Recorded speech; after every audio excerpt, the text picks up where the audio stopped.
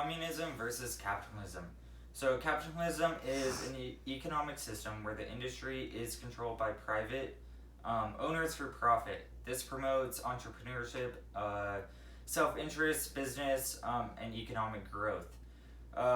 It emphasizes a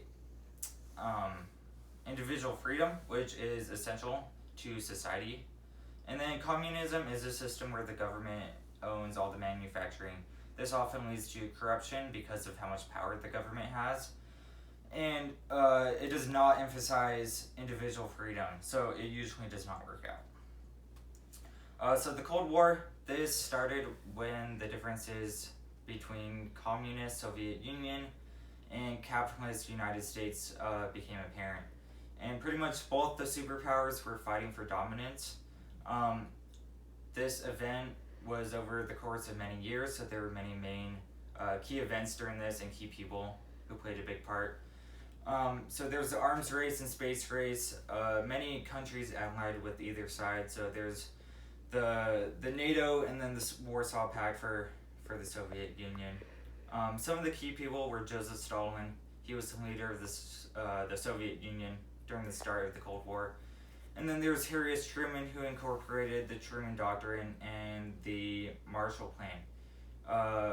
The goal of those was to contain the spread of communism. Then there was Nikita Khrushchev. He was a Soviet Union leader during the Cuban Missile Crisis. And then JFK, who opposed him during the Cuban Missile Crisis. Then there was also Ronald Reagan, who contributed to the collapse of the Soviet Union. So many pivotal people during this, or important people during this Cold War. Then there was the Korean War. This is known as the Forgotten War, and pretty much what happened is North Korea invaded South Korea. North Korea was communist and was supported by the Soviet Union, and South Korea was democratic and was supported by the United States. There were many casualties on both sides, and it ended in a ceasefire with a demilitarized zone between North and South Korea, which still exists today.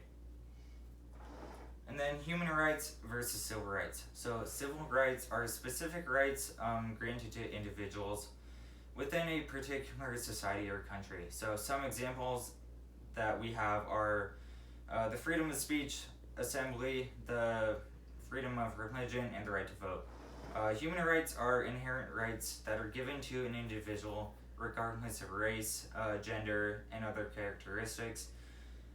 Some examples are life, liberty, protection from discrimination, torture, and other fundamental freedoms.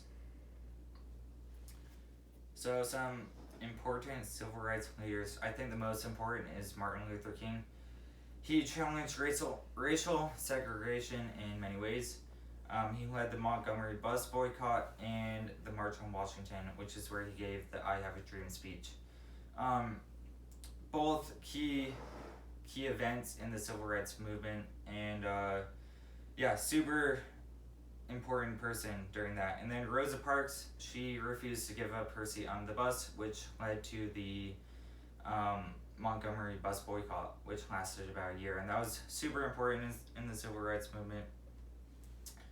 And then some legislation and events during that, the Civil Rights Act of 1964. This outlawed racial segregation in public spaces, and then there's the Voting Rights Act of 1965. This got rid of literacy tests and poll taxes, which allowed more African Americans to vote. And then the Brown v. Board of Education, a Supreme Court case that overturned the separate but equal clause. And then the March on Washington. So all these were super important in